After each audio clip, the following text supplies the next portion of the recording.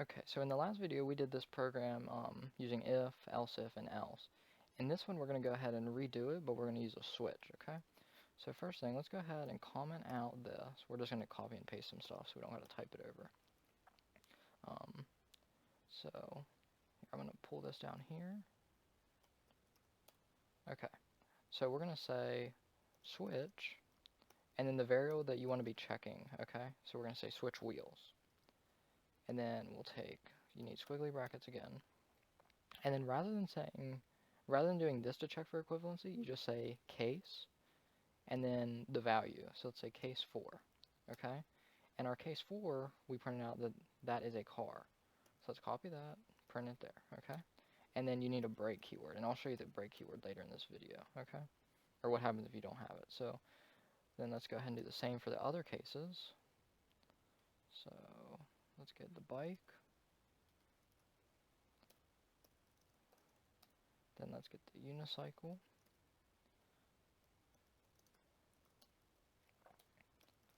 Okay, there's that.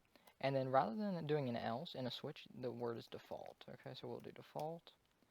And then we're going to copy this statement and say break, okay? So let's go ahead and run this. And we'll do wheels equal to 4 the first time, okay? We'll basically just go through it like we did last program.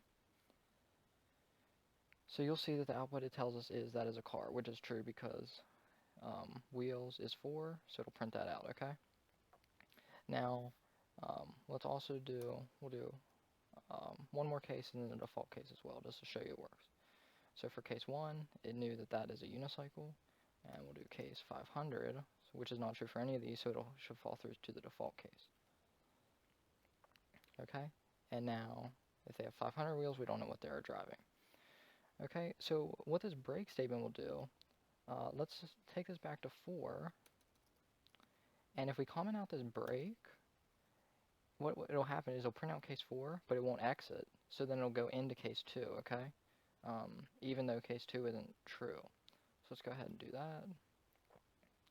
So you'll see that it printed out that is a car, but then it fell through because there was no break into case 2. And the same would happen if we were to comment out that break and this break. Let's go ahead and do that. And you'll see that it fell through all the way into the default case, at which point it broke, okay? So that's why breaks are important. Sometimes it is useful to group certain options together, but for this case, you know, we know if 4 is a car, 2 is a bike, 1's a unicycle. So for us, we want breaks here. Okay. In the next video, we'll talk about getting user input, which will then, we'll be able to put some power behind these instead of having to hard code wheels is equal to 4, okay? Alright, thanks guys.